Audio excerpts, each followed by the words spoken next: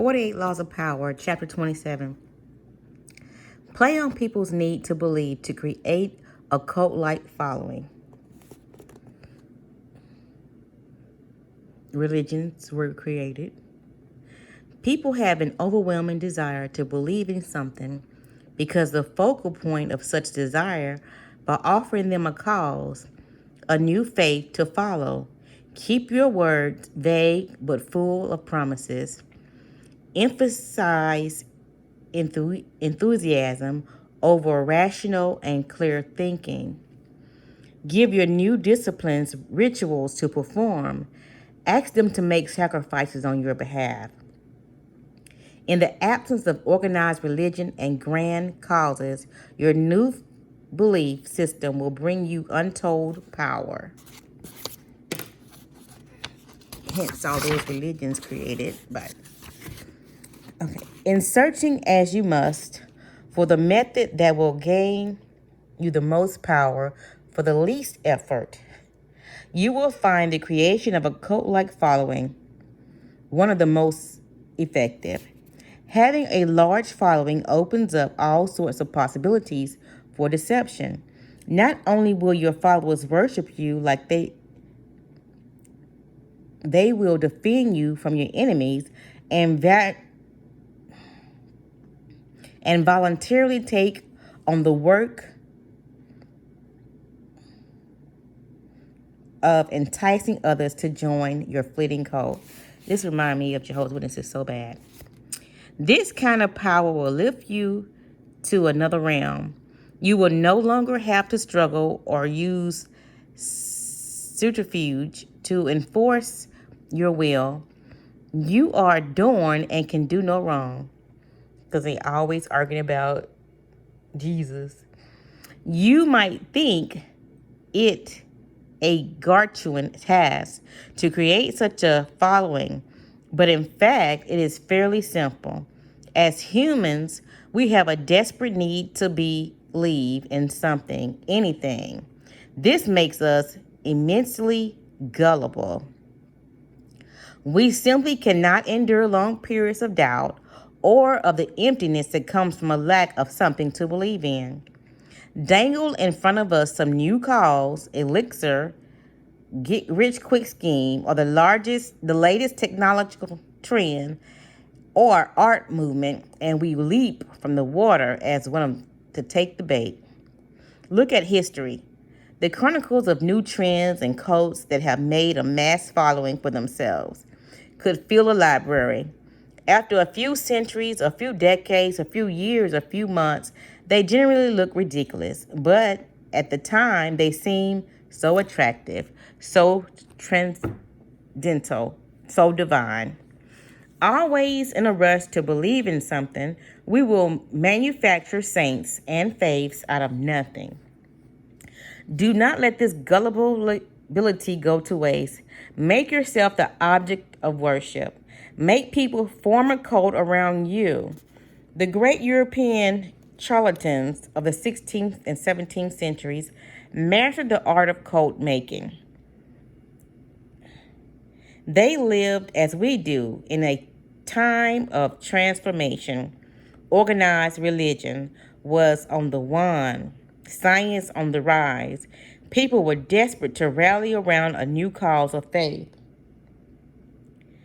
The charlatans had begun by peddling health elixirs and alchemic shortcuts to wealth. Moving quickly from town to town, they originally focused on small groups until by accident they stumbled on a truth of human nature. The larger the group they gathered around themselves, the easier it was to deceive.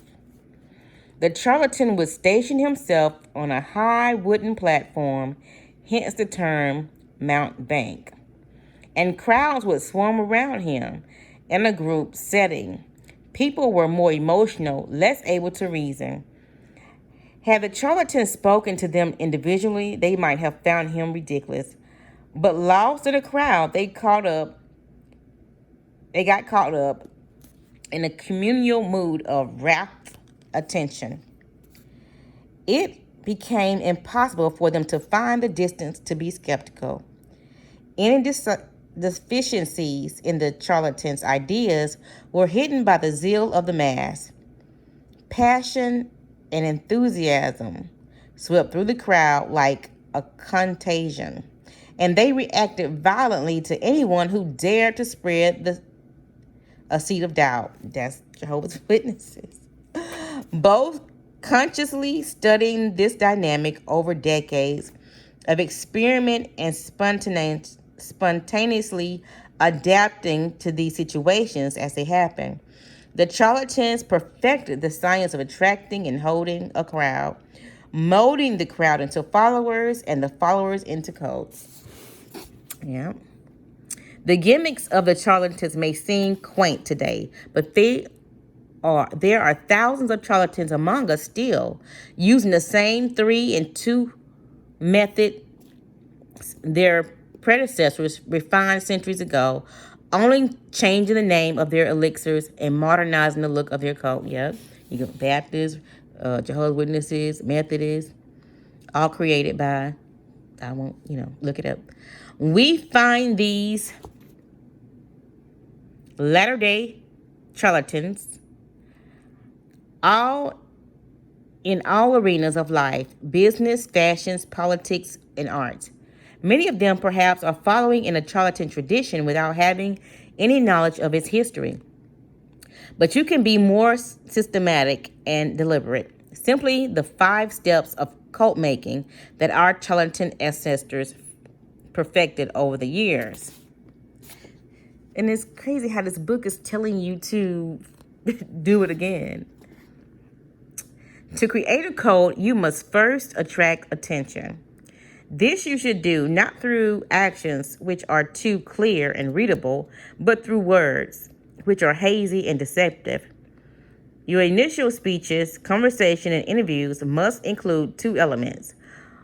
On the one hand, the promise of something great and transformative, and on the other hand, total vagueness. This combination will simulate all kinds of hazy dreams in your listeners, who will make their own connections and see what they want to see. To make your vagueness attractive, use words of great resonance, but cloudy meaning. Words full of heat and enthusiasm. Fantasy titles for simple things and are helpful, as are the use of numbers and the creation of new words for vague concepts. All of these create the impression of specialized knowledge, giving you a veneer of profundity. By the same token, try to make the subject of your cult new and fresh, so that few will understand it. Done right, the combination of vague promises, cloudy but alluring concepts, and fiery enthusiasm will stir up people's souls, and a group will form around you. Talk too vaguely and you have no credibility, but it is more dangerous to be specific because people will look up the information. If you explain in detail the benefits people will gain by following your code, you will be expected to satisfy them. As a corollary to its vagueness, your appeal should also be simple. Most people's problems have complex causes, deep-rooted neuroses, interconnection social factors, roots that go way back in time, and are exceedingly hard to unravel. Few, however, have the patience to deal with this. Most people want to hear that a simple solution will cure their problems. The ability to offer this kind of solution will give you great power and build you a following. Instead of complicating explanations of real life, return to the primitive solutions of our ancestors, to good old country remedies, to mysterious, serious panaceas. Emphasize the visual and the sensual over the intellectual. Once people have begun to gather around you, 2 dangers will present themselves: boredom and skepticism. Boredom will make people go elsewhere hence all the different religions. Skepticism will allow them the distance to think rationally about whatever it is you are offering, atheists, blowing away the mist you have artfully created and revealing your ideas for what they are. You need to amuse the board, then ward off the cynics.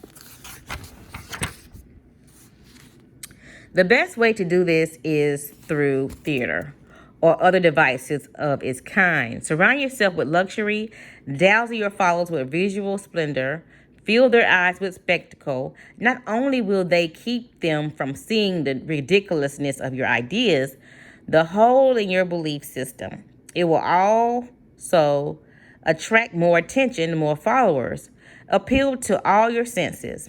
Use incense for scent, soothing music for hearing, colorful charts and graphs for your eyes. You might even tickle the mind, perhaps by using new technological gadgets to give your coat a pseudo-scientific veneer, as long as you do not make anyone really think. Use exotic, distant cultures, strange customs to create theoretical effects and make the most banal or ordinary affair seem signs of something extraordinary. Borrow the form of organized religion to structure the group. Your cult-like following is growing. It is time to organize it. Find a way both elevating and comforting. Organizing religions have long held unquestioned authority for a large number of people because it says don't question it, and which they wrote up, and continue to do so in our supposedly secular age. And even if the religion itself has faded some, its forms still resonate with power because they're afraid to give up their God. The lofty and wholly associated organized religions can be endlessly exploited. Create rituals for your followers. Organize them in a hierarchy, ranking them in grades of sanctity and giving them names and titles that resound with religious overtone, like ushers. Ask them for sacrifices that will fill your coffers and increase your power, tithes. To emphasize your gatherings' quasi-religious nature, talk and act like a prophet. Oh, no. You are not a dictator after all. You are a priest, a guru, a sage, a shaman, or any other word that hides your real power in the midst of religion. Disguise your source of income. Your group has grown and you have structured it in a church-like form. Your coffers are beginning to fill with your followers' money. Yet, you must never be seen as hungry for money and the power it brings. It is that moment that you must disguise the source of your income.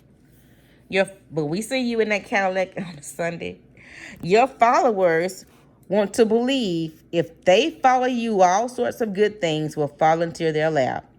By surrounding yourself with luxury, you become living proof of the soundness of your belief system. Never reveal that your wealth actually comes from your followers' pockets. Instead, make it seem to come from the truth of your methods. Followers will copy your each and every move, and this belief it will bring them the same results. And their imitative enthusiasm will blind them to the charlatan nature of your wealth. Set up an us versus them dynamic. Jehovah's Witnesses, we the only ones going to heaven. 144,000, we the only ones. The group is now large and thriving, a magnet attracting more and more particles. If you are not careful, through inertia will set in, and time and boredom will demagnetize the group. To keep your followers united, you must now do what all religion and belief systems have done. Create a us versus them dynamic. First, make sure your followers believe they are part of an exclusive club unified by a bond of common goals. Then, to strengthen this bond, manufacture the notion of a devious enemy out to ruin you, the devil. There is a force of non-believers that will do anything to stop you. Any outsider who tries to reveal the charlatan's nature of your belief system cannot now be subscribed as a member of this devious force. If you have no enemies, invent one. Given a straw man to react against your followers will tighten and cohere. They have your cause to believe in and infidels to destroy. Like someone once said, all religions have a different God, but the same devil. In this year, 1653, a 27-year-old Milan man named Francisco Borri claimed to have had a vision. He went around town telling one and all that Archangel Michael had appeared to him and had announced that he had been chosen to be a Capitaine General of the army of the new Pope, an army that would seize and revitalize the world. The Archangel had further revealed to Borri now had the power to see people's souls, that he would soon discover the Philosopher's Stone, a long sought after substance that could change base metal into gold. Friends and acquaintances who heard Borri explain this version and who witnessed the change that had come over him were impressed, for Borri had previously devoted himself to a life of wine, women, and gambling. Now he gave all that up, plunging himself into a study of archery, alchemy, and talking only of mysticism and the occult, because the money is there. The transformation was so sudden and miraculous that Borri's words were so filled with enthusiasm, he began to create a following. Unfortunately, the Italian Inquisition began to notice him as well. They persecuted anyone who dealt in the occult. So he left Italy and began to wander Europe from Australia to Holland, telling one and all that those who follow me, all joy shall be granted. Wherever Borri stayed, he attracted followers. His method was simple. He spoke of his vision, which had grown more and more elaborate, and offered to look into the soul of anyone who believed in him. And there were many. Seemingly in a trance, he would stare at this new follower for several minutes, then claimed to have seen the person's soul, degree of enlightenment, and potential for spiritual greatness. It was, if what he saw showed promise, he would add the person to his growing order of disciples and honor instead. The cult had 6 degrees into which the disciples were assigned, according to what Borri had glimpsed in their soul. With work and total devotion to the cult, they could graduate to a higher degree. Borri, whom they called His Excellency and Universal Doctor, demanded from them the strict vows of poverty, and all goods and money they possessed had to be turned over to him. But they did not mind handing over their property, for Borri had told them, I shall soon bring many chemical studies to a happy conclusion by discovering of the Philosopher's Stone, and by this means we shall all have so much gold as we desire. Manipulation and scamming. Given his growing wealth, Borri began to change his style of living, renting the most splendid apartment in the city, which he had temporarily settled. He would furnish it with fabulous furniture, accessories which he had begun to collect. He would drive through the city in a coat-studded jewel with 6 magnificent black horses at his head. He never stayed too long in one place. When he disappeared, saying he had more souls to gather into his flock. His reputation only grew in his absence. He became famous, although in fact he had never done a single concrete thing. From all over Europe, the blind, crippled, and the desperate came to visit Boring, for word had spread that he had healing powers. He asked no fee for his services, which only made him seem more marvelous. And indeed, some claim that in this time or that city he had performed a miracle cure. By only hinting at his accomplishments, he encouraged people's imaginations to blow them up to fantastic proportion. His wealth, for example, actually came from the vast sums he was collecting from his increasingly select group of rich disciples. Yet it was presumed that he had, in fact, perfected the philosopher's stone. The church continued to pursue him, denouncing him for heresy and witchcraft. And Boris' response to these charges was dignified silence. This only enhanced his reputation and made his followers more passionate. Only the great are persuaded. After all, how many understood Jesus Christ in his own time? Bori did not have to say a word. His followers now called the Pope the Antichrist. And so Bori's power grew and grew, until one day he left the city of Amsterdam, where he had settled for a while. Absconding with huge sums of borrowed money and diamonds he had been entrusted to him. He claimed to be able to remove flaws from diamonds through the power of his gifted mind. Now he was on the run. An inquisition eventually caught up with him, and for the last 20 years of his life he was in prison in Rome. But so great was the belief in his cult powers that to his dying day he was visited by wealthy believers, including Queen Christina of Sweden, supplying him with money and materials. These visitors allowed him to continue his search for elusive philosopher's stone.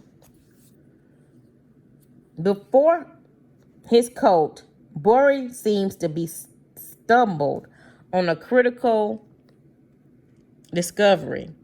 Tiring of his life of debauchery, he had decided to give it up and to devote himself to the occult, a genuine interest of his.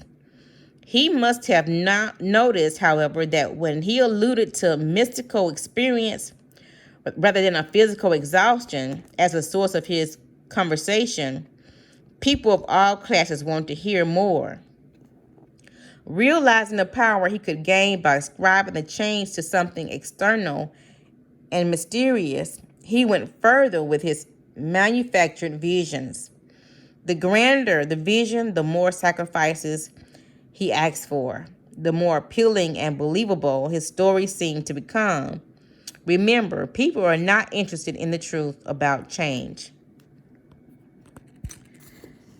They do not want to hear that it come from hard work or from anything as banal as exhaustion, boredom, or depression. They are dying to believe in something romantic and otherworldly. They want to hear of angels and out-of-body experiences. Indulge them. Hint at the mystical source of some personal change.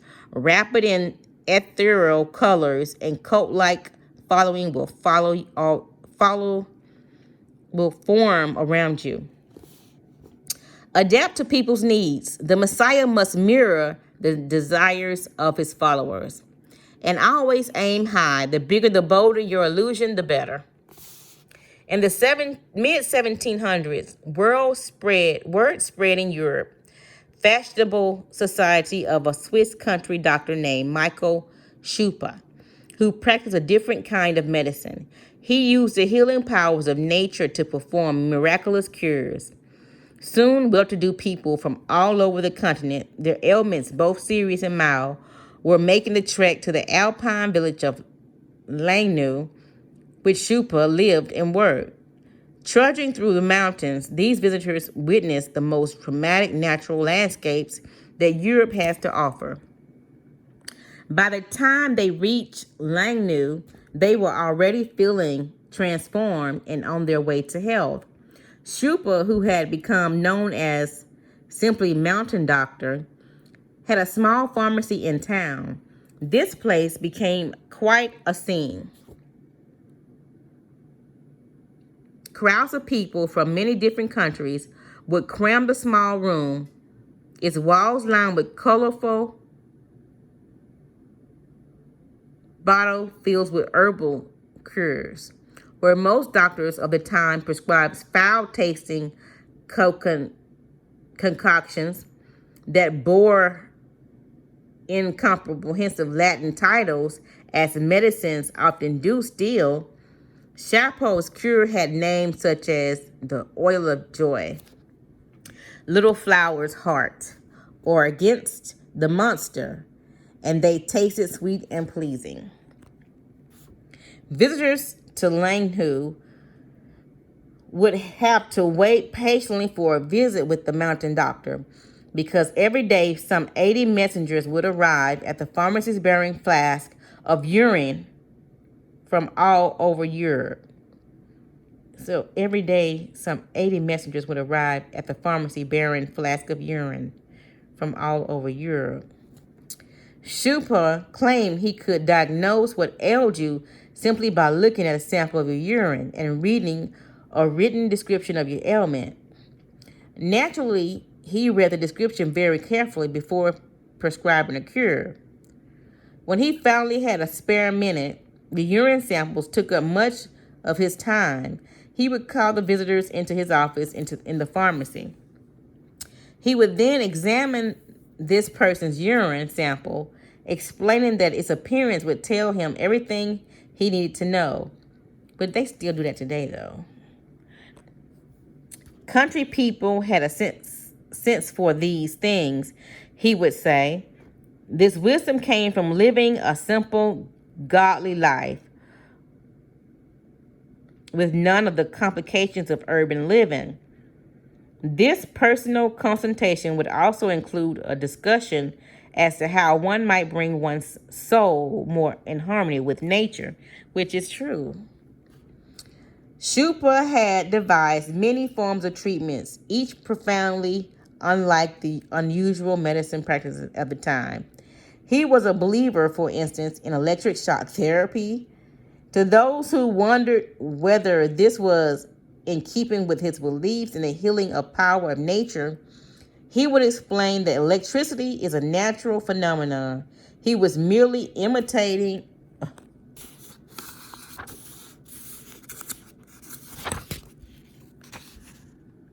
power of lightning. One of his patients claimed to be inhabited by 7 demons. The doctor cured him with electrical shocks, and as he administered these, he exclaimed that he could see the devils flying out of the man's body, one by one. Another man claimed to have swallowed a hay wagon and its drivers, which were causing him massive pains in the chest. The Mountain Doctor listened patiently, claimed to be able to hear the crack of a whip in the man's belly, promised to cure him, and gave him a sedative and a purgative. The man fell asleep on a chair outside of the pharmacy. As soon as he awoke, he vomited, and as he vomited, a hay wagon sped past him. The Mountain Doctor had hired it for the occasion. The crack of his whip making him feel that somehow he had indeed expelled it under the doctor's care.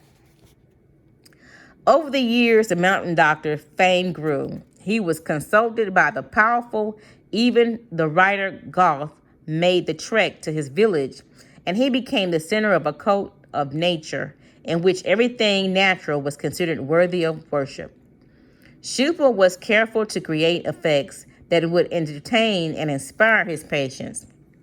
A professor who visited him once wrote, "One stands or sits in company, one plays cards, sometimes with a young woman. Now a concert is given, Now a lunch or supper, and now a little ballet is presented. With a very happy effect, the freedom of nature is everywhere, united with the pleasures of beau monde. Monday. And if the doctor is not able to heal any diseases, he can at least cure hypochondria and the vapors. Schupa had begun his career as ordinary village doctor. He would sometimes use it in his practice. Some of the village's remedies had grown. Sometimes use his remedies he had grown up with, and apparently he noticed some results. For soon these herbal tinctures and natural forms of healing became his specialty. And in fact, his natural form of healing did have profound psychological effects on his patients. Where the normal drugs of the time created fear and pain, Schupa's treatments were comfortable and soothing. The resulting improvement in the patient's mood was a critical element in the cures he brought about. His patients believed so deeply in his skills that they willed themselves into health. Instead of scoffing at their irrational explanations for their ailments, Schupa used their hypochondriac to make it seem that he had effected a great cure. The case of the mountain doctor teaches us valuable lessons in the creation of cult-like followings. First, you must find a way to engage people's will, to make their belief in your power strong enough that they will imagine all sorts of benefits. Their belief will have a self-fulfilling quality, but you must make sure that it is you, rather than your own will, who is seen as the agent of transformation. Find the belief, cause, or fantasy that will make them believe with a passion that they will imagine the rest worshiping you as healer, prophet, genius, whatever you like. Second, Schupa's teachers use the everlasting power of belief and cult in nature and simplicity. Nature in reality is full of much that is testifying poisonous plants, fierce animals, and sudden disastrous plagues. Belief in the healing, comforting qualities of nature is really a constructed myth, a romanticism. But the appeal to nature can bring you great power, especially in complicated and stressful times. This appeal, however, must be handled right. Devise a kind of theater of nature in which you, as a director, pick and choose the qualities that fit the romanticism of the times. The mountain doctor played the part to perfection, playing up his homespun wisdom and wit, staging his cures as dramatic pieces. He did not make himself one with nature. Instead, he molded nature into a cult, an artificial construction. To create a natural effect, you will actually have to work hard, making nature theatrical, and delightfully pagan. Otherwise, no one would notice. Nature, too, must follow trends to be progressive. In 1788, the age of 55, the doctor and scientist Franz Mesmer was at a crossroads. He was a pioneer in the study of animal magnetism. The belief that animals contain magnetic matter and that a doctor or a specialist can effect miracles, cures, by working on this charged substance. But in Vienna, where he lived, his theories had met with scorn and ridicule from the medical establishment. In treating women for convulsions, Mesmer claimed to have worked a number of cures, his proudest achievement being the restoration of sight to a blind girl. But another doctor who examined the young girl said she was as blind as ever. an assessment with which she herself agreed. Mesmer countered that his enemies were out to slander him by winning her over to their side. This claim only elicited more ridicule. Clearly, the sober-minded Viennese were the wrong audience for his theories, so he decided to move to Paris and start again. Renting a splendid apartment in his new city, Mesmer decorated it appropriately, stained glass in most of the windows, created a religious feeling, and mirrors on the walls produce a hypnotic effect. So that's what the stained glass is for. The doctor advertised this in his apartment. He would give demonstrations of the powerful powers of animal magnetism, inviting the diseased and melancholic to feel its powers. Soon, Parisians of all classes, but mostly women, were seen more attracted to this idea than men did, were paying for entries to witness the miracles that Mesmer promised. Inside the apartment, the scents of orange blossom and exotic incense wafted through special vents. As the initiates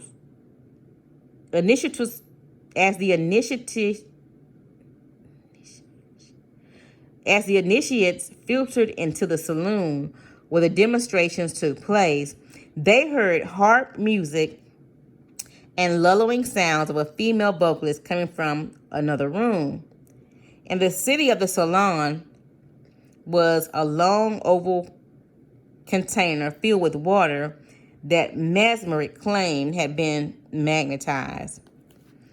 From the holes in the container metal lid prolonged place, they magnetized rods in the body part that gave them pains or problems, then hold hands with their neighbors, sitting as close as possible to one another to help the magnetic force pass between their bodies.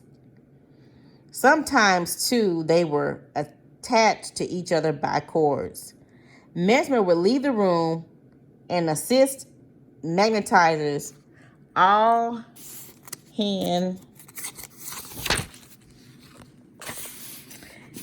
handsome and strapping young men would enter with jars of magnetized water that would sprinkle on the patients, rubbing the healing fluid on their bodies, massaging it into their skin, moving them toward a trance-like state.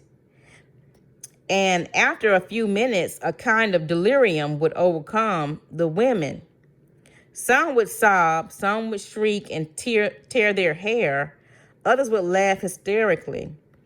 At the height of the delirium, Mesmer would center the saloon, dressed in a flowing silk robe embroidered with golden flowers, and carry a white magnetic rod.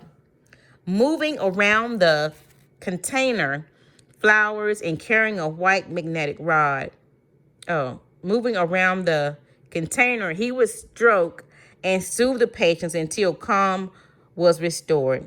Many women would later attribute the strange power he had on them to his piercing look, which they thought was exciting or quieting the magnetic fluids in their bodies.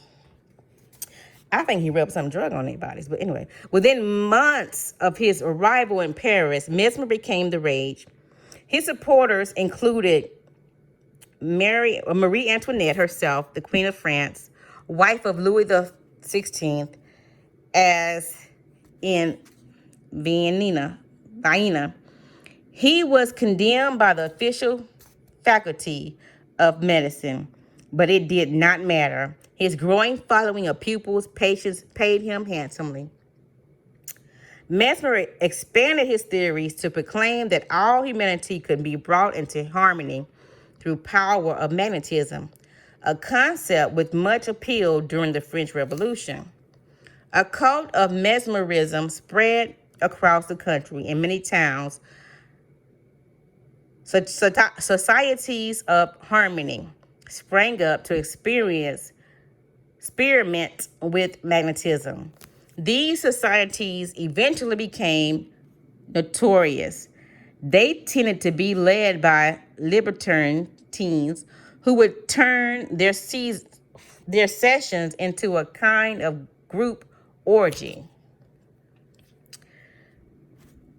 At the height of the mesmer's popularity, a French commission published a report based on years of testing the theory of animal magnetism. The conclusion, magnetism effects on the body, actually came from a kind of group hysteria and autosuggestion. The report was well documented and ruined Mesmer's reputation in France. He left the country and went into retirement. Only a few years later, however, imitators sprang up all over Europe, and the cult of mesmerism spread once again, its believers more numerous than ever. Mesmer's career can be broken into two parts. When still in Vienna, he clearly believed in the validity of his theory and did all he could to prove it, but his growing frustration and the disapproval of his colleagues made him adopt another strategy. First, he moved to Paris where no one knew him and where his extravagant theories found a more fruitful soil.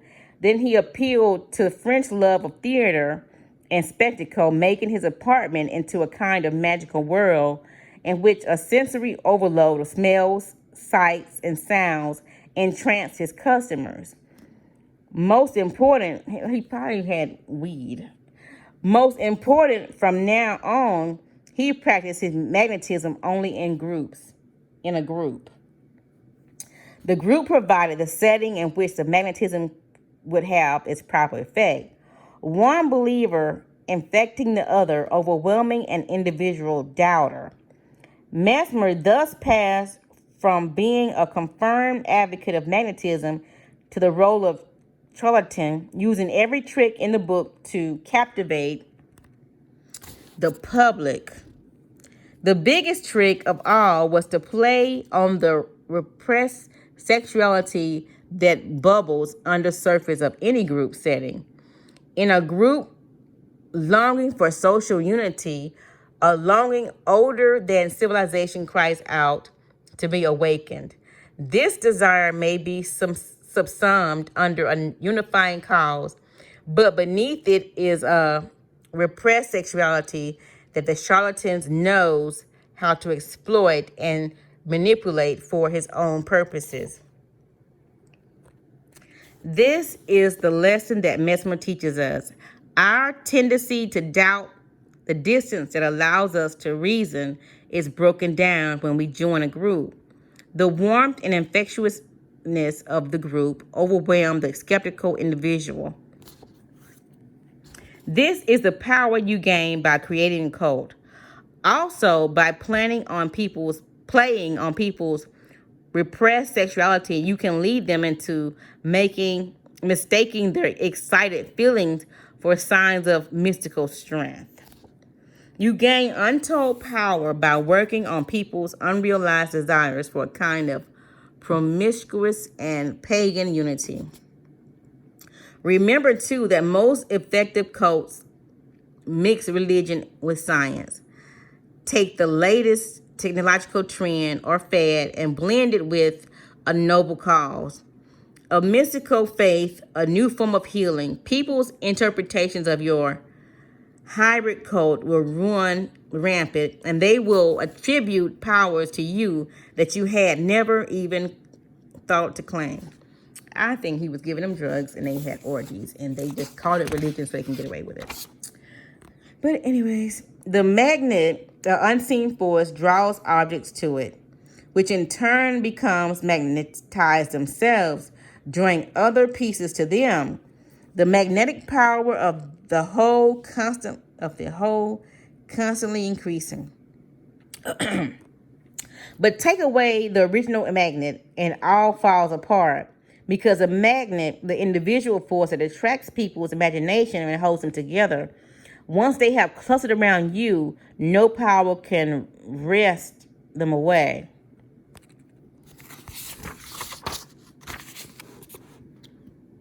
One reason to create a following is that a group is often easier to deceive than an individual and turns over to you much more power.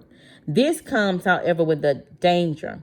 If at any moment the group sees through you, you will find yourself facing not one deceived soul, but an angry crowd that will tear you to pieces as vividly as it once followed you. The charlatans constantly face this danger and were always ready to move out of town as it inevitably became clear that their elixirs did not work and their ideas were sham. Too slow, and they paid with their lives. And playing with the crowd, you are playing with fire and must constantly keep an eye out for any sparks of doubt, any enemy who will turn the crowd against you. When you play the emotions of a crowd, you have to know how to adapt, attuning yourself instantaneously to all of the moods and desires that a group will produce. Use spies, be on top of everything, and keep your bags packed. For this reason, you may often prefer to deal with people one by one. Isolating them from their normal milieu can have the same effect as putting them in a group. It makes them more prone to suggestion of intimidation. Choose the right sucker. If he eventually sees through you, you may prove easier to it's easier to escape in the crowd. Oh my goodness.